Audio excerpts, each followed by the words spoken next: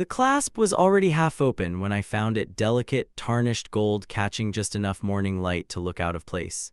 It had fallen between the couch cushions, not wedged like loose change or popcorn, just sitting there like it wanted to be found.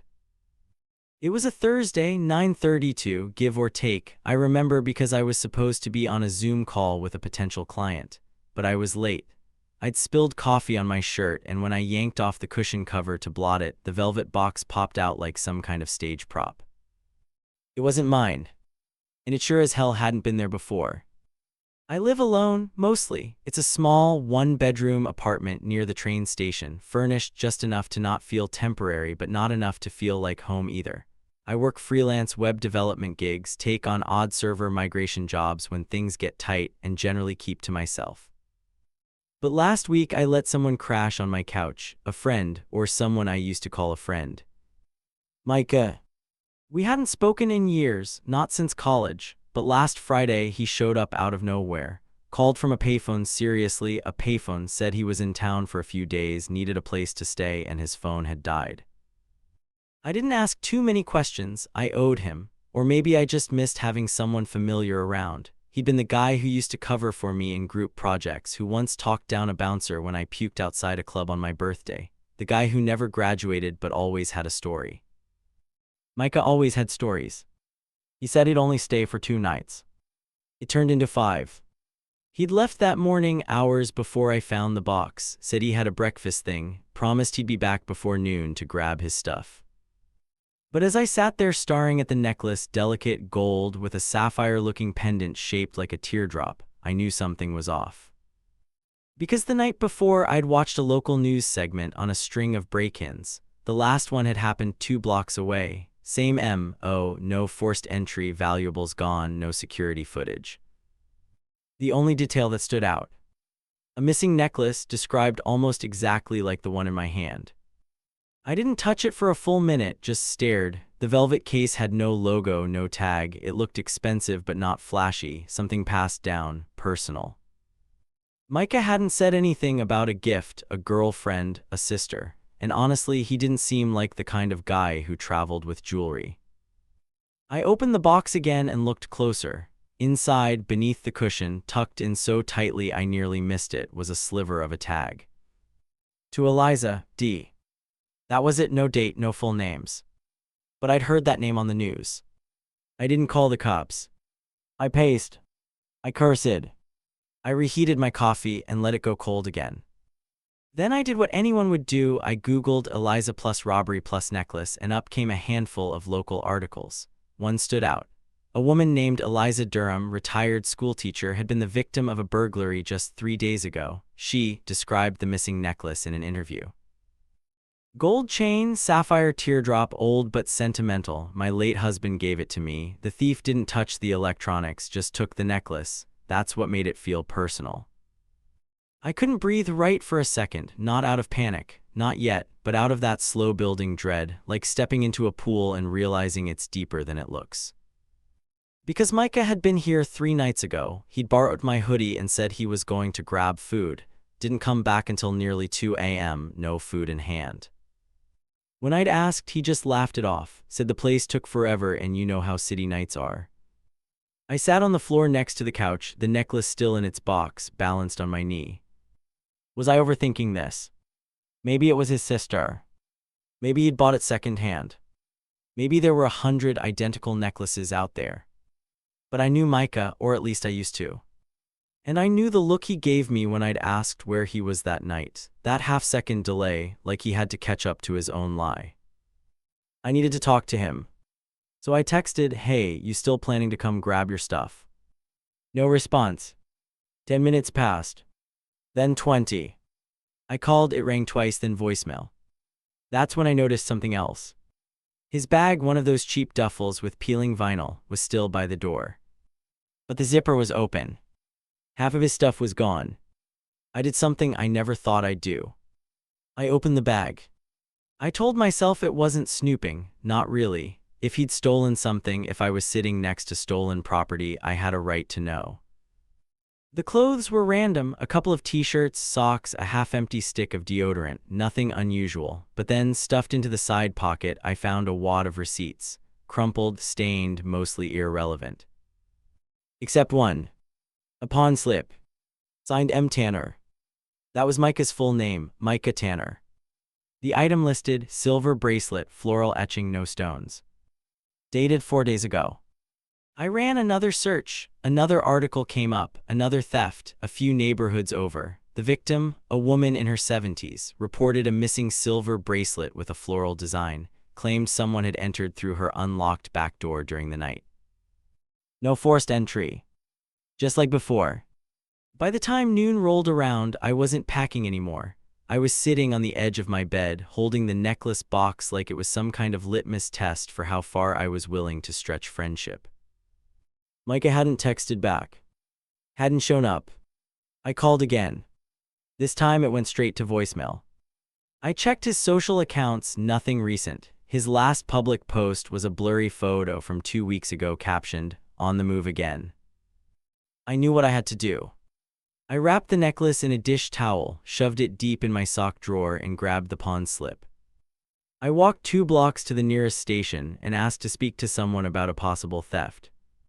The detective was younger than me, late 20s, buzz cut, no tie. He asked me to walk him through it. I told him about Micah. The stay. The weird hours. The box. The pawn slip. I left out the coffee stain and the late Zoom call, but I didn't lie. He took notes, asked follow-ups, didn't look surprised. "This isn't the first time your friend's name has come up," he said. That hit harder than I expected. "You're not in trouble," he added, "if you didn't know and if you're telling me everything." I nodded. Then he asked the question I wasn't ready for. "Would you be willing to let us search your apartment, just in case there's anything else?" I hesitated. Not because I had anything to hide, but because I wasn't sure how much more I could take. It wasn't just about Micah anymore. It was about what it meant that someone I let into my home, someone I used to laugh with, trusted enough to lend money to back in college, could have done something this ugly. Still, I said yes. We walked back together. And when we stepped inside, I knew instantly something was wrong. The duffel bag was gone. The door hadn't been forced. The lock was still intact. But the bag was gone, and so was the necklace box. My sock drawer was open, socks scattered. The detective glanced at me. "You sure you locked up before you left?" I was. "Absolutely." Micah had a spare key. I'd forgotten to ask for it back. I felt sick. We filed a report. They dusted for prints. I changed my locks the next day. Micah was officially listed as a person of interest. But that wasn't the end of it. Because 3 days later, I got an envelope in the mail. No return address. Inside was a hotel receipt. Room 207, Motel 9, dated the day the necklace went missing.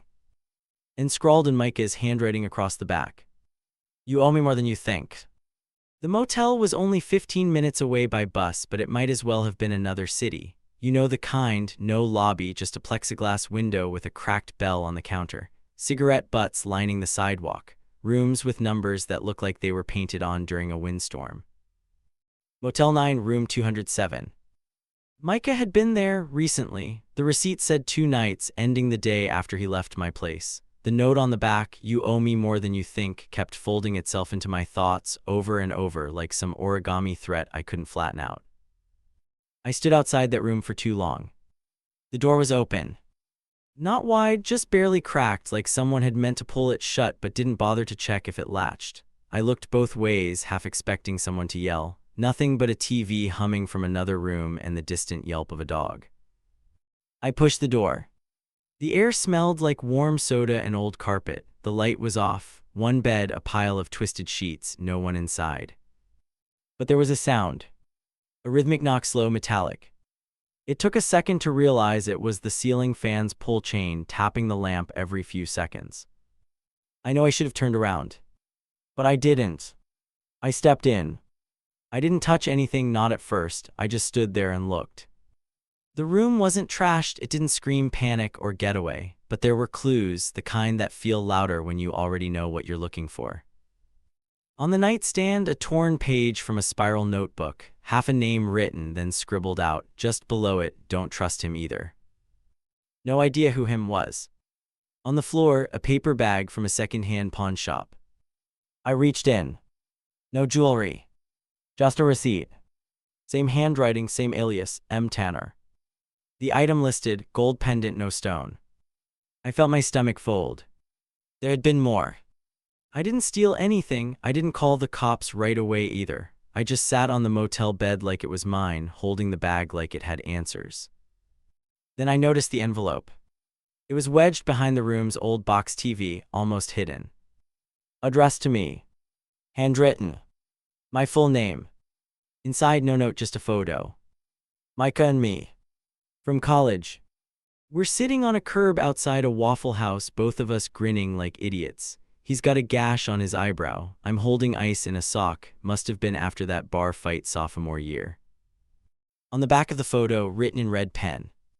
You weren't always this righteous. That's when I realized this wasn't just about the necklace. This was personal. Micah hadn't picked me at random. He wasn't just hiding out or passing through. He came to me for a reason, and now he was pulling me into something bigger, something I didn't ask for, something I definitely didn't want. I snapped a picture of everything, notes, receipts, even the photo. Then I left. I didn't take the items. I didn't know what Micah had touched. I wasn't going to be the one with fingerprints on stolen goods.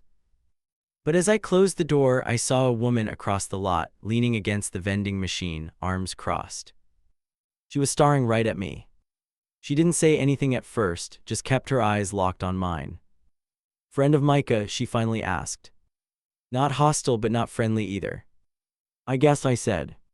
Guess again. She walked over, mid-40s, windbreaker, ponytail, looked like she could handle herself. I'm his sister. That threw me. His what? Technically half-sister, we share a dad, he didn't tell you. I shook my head. She snorted. Figures. Her name was Dana. She'd been looking for Micah for months. Said he'd shown up out of the blue at their dad's old trailer in Ohio, borrowed some cash, disappeared again. He always leaves wreckage behind, she said. People like you, people who think they matter. I asked her what she meant. She didn't answer directly. Do you still have the necklace? I hesitated. It's gone. She didn't look surprised. I told him to leave it alone, she muttered. Told him it would get messy. Then she looked at me again, like she was weighing whether to say more. He told me he was going to make things right. By stealing from old women. No, by telling the truth. That stopped me. What truth? Dana didn't answer, just gave me a folded business card. This guy been asking questions, private investigator, I think. If Micah sends you anything else, call him, or don't, but don't pretend you're not part of this anymore. She turned and walked away before I could ask anything else. I went home. The lock was still changed, nothing missing, but I still checked every drawer, every bag, even the freezer. Micah wasn't stupid, he knew how to plant seeds of doubt, and now he'd planted one in me. I stared at that photo for an hour. I thought back to college, back to what he meant. You weren't always this righteous. He wasn't wrong. There was one night we never talked about again. Senior year, a house party, too much vodka, not enough sense. Micah and I had found a guy passed out on the couch, wallet half out of his back pocket. No one was looking. Micah had nudged me. Easy money, he whispered. I didn't touch it. But I didn't stop him either. He took $20. Bought us pizza with it. We left. And we never spoke of it again. But he remembered. And now he was reminding me. I called the number on the card. The private investigator's name was Lyle Calder. Voice like gravel and bourbon. He agreed to meet the next day at a diner on 9th and Blake. Said I wasn't the first person Micah had dragged into this mess. Come hungry, he said. You'll want something in your stomach when you hear what your friend's really been up to. That night I couldn't sleep. Every time I closed my eyes, I saw Micah. Not how he looked last week. How he looked in that photo. Grinning. Careless. Like he already knew how this was going to end. The bell over the diner door gave one of those old-school dings, tinny and too cheerful for the mood I brought in with me. I spotted him immediately. Booth in the back, black leather coat, reading glasses pushed to the top of his head like he'd forgotten they were there. He didn't wave, just nodded once. Lyle Calder looked like a man who'd stopped being surprised by anything 20 years ago, 60-something. One of those guys who orders the same thing every time, tips in exact bills, and doesn't talk unless he's already weighed the cost. "You're Micah's latest fallout," he said as I slid into the booth. No handshake, no pleasantries. Just that. He'd already ordered coffee for both of us. Black. The waitress came over, topped us off, and left without a word, like she'd done it 100 times before. "I looked into you before I agreed to meet," Lyle said, sipping his cup like it was the only thing keeping him upright. "Clean record, tech background, lived here 6 years, you rent, don't own, no priors, no debts except some student loans you're chipping away at." I blinked. "You Googled me." "Son," he said, "I don't Google, I verify." He pulled a folder from his coat and slid it across the table. Inside, photos, documents, a few printed screenshots, all Micah-related. "And some of me." "Micah, been circling the same drain for a long time," Lyle said. "Petty stuff at first, small cons, short grifts, sweet-talking folks into quick loans, but about a year ago, things changed." "How?" "He started looking for something." "What kind of something?" "That's what I've been trying to figure out." He flipped a photo toward me. It was a black and white surveillance still. Micah, hoodie up, standing outside what looked like a storage facility.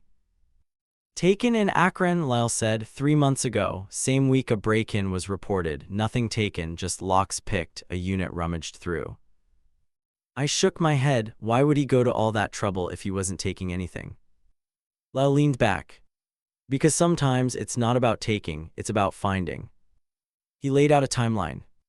2 break-ins in Pennsylvania, 1 in Ohio, all small, quiet, no cash or tech taken, just jewelry, always old pieces, sentimental. Victims were all women over 60. In each case, local police hit a dead end. No cameras, no prints, no suspect descriptions. Except one neighbor in Cleveland who said she saw a man leaving the house in a hoodie and a hat. She described him as medium build, tired eyes. I didn't know what I was supposed to do with that. "He left me a necklace," I said. "Well, not on purpose, but it was in my apartment, between my cushions, like he didn't even care if I found it." Lyle smiled faintly, not a kind smile. "He wanted you to find it, that's why he came to you, you're part of this." "I didn't steal anything." "You think that matters to him?" I felt my throat go dry, took a sip of the lukewarm coffee. Lyle tapped the table. "I need you to think carefully. Has Micah ever mentioned someone named DuPont?" I blinked. "What?" "DuPont, first name unclear, maybe an alias, old money, old connections, jewelry collector, underground type." I shook my head. "No, but... There was a note," I said, "with the necklace, a tag. It said to Eliza D., just the initial." Lyle sat forward. "Let me guess, Eliza Durham." My pulse ticked up. "How do you know that?" "I interviewed her 3 days ago. She mentioned a box but not the note. Said the cops weren't interested in keepsakes." He rubbed his jaw, thinking. If that D is who I think it is, Micah just made a very expensive enemy. I asked the obvious question. Why target sentimental jewelry? If he wanted money, why not take laptops, TVs, whatever? Lyle's eyes stayed on mine. Because this isn't about resale, it's about reconstruction. What? He's trying to rebuild something, a collection or a map or a pattern. I haven't figured it out yet, but the pieces he's taking, they all match a style, mid-century, custom engraved, all from the same 5-year window. You think he's collecting them? I think someone's paying him to collect them. That made my skin crawl. Lyle pulled out a printed email. It had been forwarded several times. Final subject line read, RE, location confirmed, piece 7. The body was short. Third confirmed in Ohio, next 2 in your quadrant. Payment clears on delivery, no contact until sequence complete. The original sender was masked, but the reply address was real. And Micah had used it. I traced the IP, Lyle said. One bounced through a VPN, but the last ping was from your apartment's block. That could have been anyone. No, Lyle said, it was him. The timing matches. He sent this while you were in the shower. That night came back to me in pieces. Micah borrowing my charger. Me falling asleep with the TV on. Him saying, I'm just gonna check my email real quick. God. He used my laptop. My Wi-Fi. I remember waking up and seeing the lid open. Never thought twice. What happens now? I asked. Lyle didn't answer. He just pulled a final photo from the folder. It was another woman, late 50s, standing outside a gate. Her name, Yvonne Mercer, he said. Micah, been circling her for a week. She owns an estate just north of here. Big house, isolated, known for her collection of rare heirlooms. I leaned in. What kind of heirlooms? Lyle nodded grimly. Necklaces, rings, brooches, all designed by a jeweler named Louis DuPont. That name again. You think she's next? Lyle tapped the photo. I think Micah already got in once and didn't find what he needed. He slid a second photo forward. Same woman. Same house.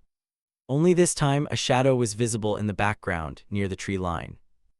You're telling me he's going back? I'm telling you he needs a lookout. I nearly choked on my coffee. Wait, you want me to? I didn't say I want you to, I'm saying he's going to ask.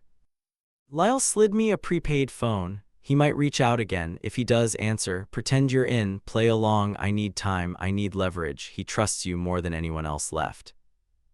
I hesitated. I don't know if I can lie to him. Lyle stared at me hard. Kid, he's already lying to you, he's just better at it. Later that day, I got another envelope. No postage. Just left under my door. Inside, a photo. Not of me. Not of Micah.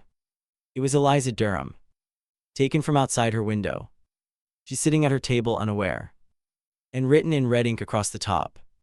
She's not the only one with secrets. The prepaid phone rang at exactly 11:14 p.m. Not a second earlier. Not a second later. It had been sitting on my windowsill all day, untouched, black screen blending in with the city beyond the glass. I hadn't even saved Lyle's number in it, so when it lit up, no caller ID, just unknown, I didn't answer right away. Let it ring once. Twice. By the third ring, I picked up. Hey, Micah said, like we'd spoken that morning, like nothing had burned down between us. You left your duffel at my place, I said. Silence. Then a breath. You opened it. Yeah. You kept the pawn slip. I gave it to the cops. Another beat, no panic in his voice, just a sort of resigned patience like he'd expected it. That's fair, he said. I didn't know what to say, there was too much and all of it messy. But Micah did. I need you to come with me. No. You haven't heard where yet. I don't need to. You're already involved. I looked out the window, a bus hissed to a stop across the street. A woman in scrubs climbed off, rubbing her eyes. Micah, I said, what the hell are you doing? What I should have done a long time ago. That doesn't mean anything. It will, he said, there's something I need to show you, and if I go alone, I might not make it out. Out of what? But he'd already hung up. He texted me 10 minutes later. Round Pushpin Old Cane Quarry, Lot C midnight, come alone. I called Lyle. He didn't answer. I left a voicemail. Then I stared at the message for a while. The cane quarry had been shut down for over a decade. People used to go there in high school to drink cheap vodka and break bottles against the rocks. Lot C was the far side, closer to the woods. There were no lights out there. No cameras. No neighbors. I should have said no. But I didn't. The drive was quiet. No music. Just the occasional rattle from something in the glove box and the crunch of gravel as I pulled into the lot. Micah was already there. Leaning against a car I didn't recognize, dusty gray sedan, plates covered in mud. He waved. Casual. Like we were meeting for coffee. I thought you'd bring backup, he said as I stepped out. I tried. You called Lyle. I didn't answer. He smiled. I figured he's persistent. Micah opened the trunk of the sedan. There was a toolbox inside, metal, beat up, something you'd find in a shed behind a rental house, scratches all over the lid, and taped to the top, barely holding on, was a strip of masking tape with a name scribbled in faded Sharpie. El DuPont. I stared. Micah watched me. I didn't steal it, he said. Then where'd it come from? My dad's garage. That box is over 50 years old. Exactly. I looked closer. The tape had dirt under it, like it had been peeled off something and reapplied. Micah reached in, pulled the box out, and set it on the hood of the car. Then he opened it. Inside, a pile of small, cloth-wrapped bundles, jewelry, all of it old, delicate, most of it tangled. He started laying pieces out one by one. A ring with a missing stone. A brooch shaped like a leaf. A bracelet with a cracked clasp. And then the one that stopped me. The necklace from my apartment. I had to take them back, Micah said. They're not what people think they are. They're stolen. They were stolen from us. He reached into his jacket and pulled out a photo. It was a black and white print, curled at the corners. 5 men standing in front of a table full of boxes. One of them looked like Micah, or maybe like Micah's father. Written on the back, Inventory Day 63. I turned it over. There was the same toolbox, same tape, same handwriting. This isn't about money, Micah said. It's about names, about ownership. These pieces were all made by Louis DuPont, my grandfather. I took a step back. You're saying this is family? He nodded. My dad used to tell me stories about a cousin who vanished after the war, someone who stole things from the shop, designs, molds, pieces in progress, took them across state lines, sold them off like they were his, changed the tags, changed the records. He tapped the necklace. Eliza's piece, that was in one of our catalogs. I found the entry. DuPont Design, 1958. It wasn't sold, it was lifted. And you think stealing them back makes it okay? I think exposing it does. Micah looked tired, not in the long day kind of way, more like someone who hadn't slept without guilt in a year. He pulled out a USB drive. All the documents, catalog scans, photos, signatures, I found them in a storage unit my dad stopped paying for, buried behind engine parts and old furniture. He held it out to me. I'm going to publish everything, but first I need one more piece. I didn't move. Let me guess, I said, Yvonne Mercer. Micah didn't flinch. She has the brooch, the one from the master set. Lal says you already tried. I got the wrong one, she has two. Of course she does. He zipped up the toolbox. I'm not asking you to steal anything, he said, just to distract her, ask about her collection, get her talking while I look around. I shook my head. No, you want to clear your name, go to the cops. They won't listen. They might if you stopped breaking into people's houses. Micah looked away. Then he did something that scared me more than the whole night combined. He started laughing. Quiet. Sad. Like the kind of laugh you let out when you're already falling and there's nothing left to do but feel the wind. I thought maybe you'd get it, he said, after all these years, after what we used to talk about, making things right. This isn't right. No, he said, but it's closer than anyone else got. He slid the USB into my jacket pocket before I could stop him. Do what you want with it, but if I disappear after tonight, make sure someone sees what's on there. He turned toward the car. I'll call you when it's done. I didn't follow him. Didn't stop him. Just stood in the lot, feeling the cold creep through my shoes. He drove off. Dust kicked up behind him. And I was left staring at the empty space he'd been parked in, one more disappearing act from a guy who never stayed long enough to answer for anything. Back home, I plugged the USB in. Folders, PDFs, photos, scans of letters with yellowing paper and blurred signatures, a spreadsheet with serial numbers and matching owners. And in one corner, a file marked not for police. Inside, audio. Micah's voice. Low, steady. If you're hearing this, I didn't make it. I didn't run either. I just went where they didn't want me. This was never about jewelry, not really. It was about legacy, about what happens when history gets bought and buried. Tell them I tried, even if they won't care. The file ended. No music. No fade out. Just static. And then 5 minutes later, a knock at my door. Not loud. Just once. I looked through the peephole. No one. But on the ground, wrapped in wax paper and twine, was a brooch. Leaf-shaped. With a cracked enamel edge. A match to the catalog photo I'd just seen. No note. No signature. Just one word carved faintly into the back of the metal. Return. I didn't sleep that night. I sat at the kitchen table with the brooch under a dish towel like it was something radioactive.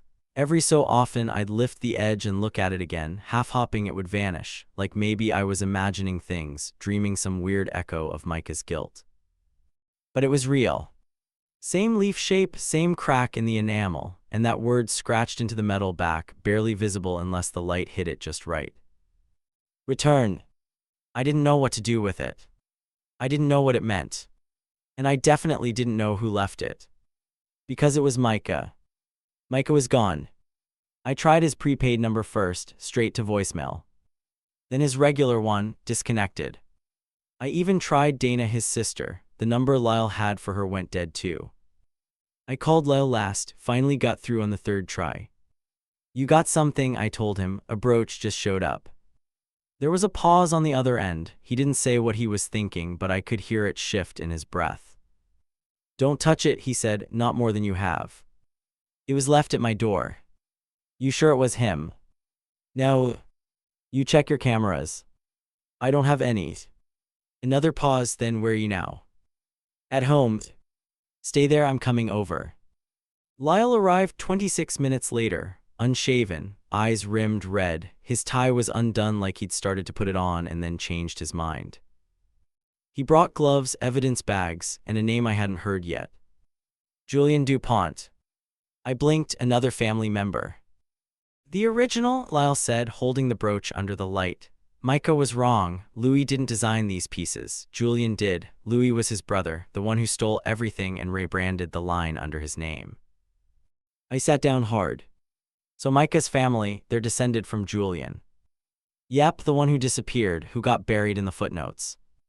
Lyle zipped the bag shut. He wasn't trying to steal back jewelry, he was trying to restore credit. The whole thing started making a twisted kind of sense. Micah's obsession with the old designs, the catalog, the break-ins that only targeted specific pieces. He wasn't fencing them. He was collecting evidence. Proof. Except instead of building a case, he was dragging people like me into a trail that looked exactly like a crime spree, because it was technically. But the motive wasn't greed. It was something worse. Pride. Legacy. Vindication. Lyle stayed an hour, combed through the USB again, took digital copies, and gave me a single instruction. If you hear from him again, don't meet him, don't go anywhere, just call me. I nodded. He looked at me a long time before he left. You didn't ask for this, he said, but you're part of it now. I didn't hear anything for 4 days. No texts, no knocks, no cryptic envelopes. Then late afternoon, I got an email. No subject. Just a single Google Drive link. Password protected. The message, you know the word. It took me longer than I'd like to admit. But eventually I typed in, return. The folder opened. Inside, one video file. It was grainy, handheld, timestamped 2 nights ago. Micah standing in a storage unit somewhere, holding a flashlight in one hand, the brooch in the other. I found it, he said, the real one, not the replica Mercer keeps in the glass case. This was in her garage, buried under a box of Christmas lights. He flipped the brooch over to show the engraving. You see that, he said, that's Julian's mark. No one even knows what it is anymore, but it matches the one on the pendant Eliza had. He crouched down, set the brooch in a velvet tray, and turned the camera on himself. If I don't make it out, if I disappear, if someone tells you I ran, I didn't. I went back to the source, back to the place where Julian first started, the forge, lot 12. He smiled tired. I told you owed me more than you think, and now I'm paying that debt forward. The video cut out. I called Lyle, sent him the link. He said he'd follow up on the location, lot 12, but warned me not to get involved. So I didn't. For once I listened. And then 2 days later, the story broke. Man found dead in burned storage lot outside city. Dental records confirmed it. Micah Tanner. They ruled it an accident, possibly arson. Unidentified accelerant, no security footage, no eyewitnesses. The toolbox was never recovered. They said he died trying to light a fire for warmth, said he must have been squatting. But I knew better. Micah wasn't careless like that. He left too many trails, too many breadcrumbs. In that final message, he wasn't running. He was finishing something. A week after the news broke, I got one last delivery. Certified mail, no return address. Inside, a small wooden box. Not velvet, not flashy. Just plain pine. Wrapped in newspaper. No note. No signature. Just one item inside. A pendant. Teardrop sapphire gold chain. Eliza. The one that had vanished. The one he must have retrieved before he died. I brought it to the station. Told them what I knew. The detective took it without a word, logged it, and said they'd try to return it to the Durham family. That should have been the end of it. But it was. Because 2 weeks later, I got a call from Eliza herself. She thanked me. Said the necklace meant the world to her. And then, just before she hung up, she said something I haven't stopped thinking about since. He was kind, that young man, scared but kind. He didn't take anything. He gave me something. He gave me context. I don't tell many people this story. Because it doesn't make me look good. Because I miss things. Because I let someone walk back into my life and pull me into something I didn't understand. Because I helped accidentally maybe, but I helped. But I also did something Micah didn't expect. I made sure his voice got heard. Lyle took the documents public.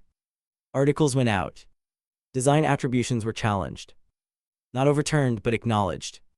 Julian DuPont's name is in the margins now. It's not enough. But it's something. The brooch sits in a museum display case downtown now. There's a little plaque beside it. It reads, Artist unknown, possibly Julian DuPont, donated anonymously. I visit sometimes. Not often. But when I do, I think about the night at the quarry, the metal box, the static in that final audio file. And the last thing he ever wrote me. You weren't always this righteous. Maybe I was. But I'm trying. If this story moved you, subscribe for more real-life confessions and emotional journeys like this one.